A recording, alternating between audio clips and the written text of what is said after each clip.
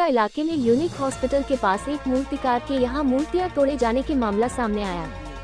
10 से 15 मूर्तियां तोड़े जाने की सूचना मिलने पर खतोदरा पुलिस का एक काफिला मौके पर पहुंचा। मूर्तियों के हाथ की उंगलियों के पास नुकसान पहुंचा है। वे मिट्टी की मूर्तियां बना रहे हैं।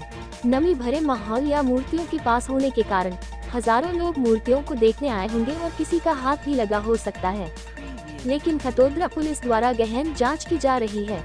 शुरुआती जांच में ऐसा नहीं लग रहा है कि जानबूझकर कोई नुकसान पहुंचाया गया हो। ताज़ा खबर देखने के लिए देखते रहिए स्टार न्यूज नेटवर्क। जय हिंद, जय भारत।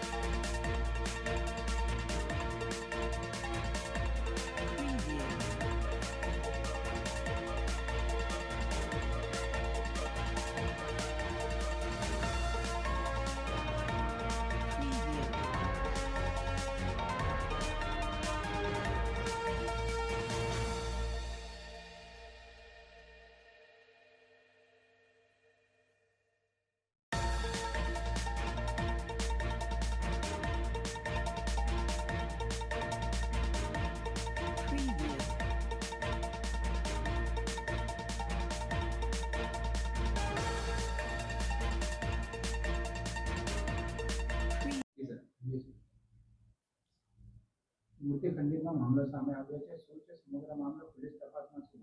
આજ રોજ 4 વાગ્યાથી 5 વાગ્યાની વચ્ચે રામ અવની દેવનાથ કરીને મૂર્તિકાર છે, જેઓ યુનિક હોસ્પિટલની બાજુમાં પોતે મૂર્તિઓ બનાવે છે અને ત્યાં પોતાનું મૂર્તિ બનાવવાનું પંડાલ લગાવેલું છે. એમણે પોલીસને જાણ કરી કે પોતાના પંડાલની અંદર 200 જેવી મૂર્તિઓ છે, એમાંથી 10 થી 12 મૂર્તિઓના આંગળીઓ તૂટેલી છે અને થોડી હથેળીઓને પણ નુકસાન થયેલું જાણવા મળ્યું છે. તપાસમાં શું સામે આવ્યું? આ માહિતી આધારે પોલીસ અને ડિસ્ટાફે ત્યાં જઈને તપાસ કરતા પોતે થોડું જણાવતા હોય કે છેલ્લા 3 મહિનાથી એ લોકોએ મૂર્તિ બનાવવાનો પંડાલ લગાવ્યો છે અને ભેજના વાતાવરણ માટીની મૂર્તિઓ પર્ટિક્યુલર 3 ફૂટથી 4-5 ફૂટ સુધીની માટીની મૂર્તિઓ બનાવતા હોય છે અને પોતાના 20 એક કારીગરો સાથે રહી અને મૂર્તિ તેમજ દિવસ દરમિયાન ઘણા લોકો જેને ઓર્ડર આપ્યો હોય તેમજ અન્ય ઘણા બધા લોકો પોતે મૂર્તિ જોવા અને સિલેક્ટ કરવા હજારો લોકો આવતા હોય દિવસ દરમિયાન. હવે એ દરમિયાન ક્યારે બનાવ બન્યો એ ખ્યાલ નથી, તથા એ પોતે ત્યાંથી જેનો ઓર્ડર હોય એ મૂર્તિઓ ત્યાં નજીક ગોઠવેલ ત્યાંથી પણ મૂર્તિઓ બહાર કાઢતા હોય છે. તો એક શક્યતા એવી રહેલ છે કે બહાર કાઢતી હોય નાની મોટી મૂર્તિને હાથ કે બીજી વસ્તુ લાગી જવાથી આંગળીનો ભાગ તૂટી જવાની શક્યતા છે.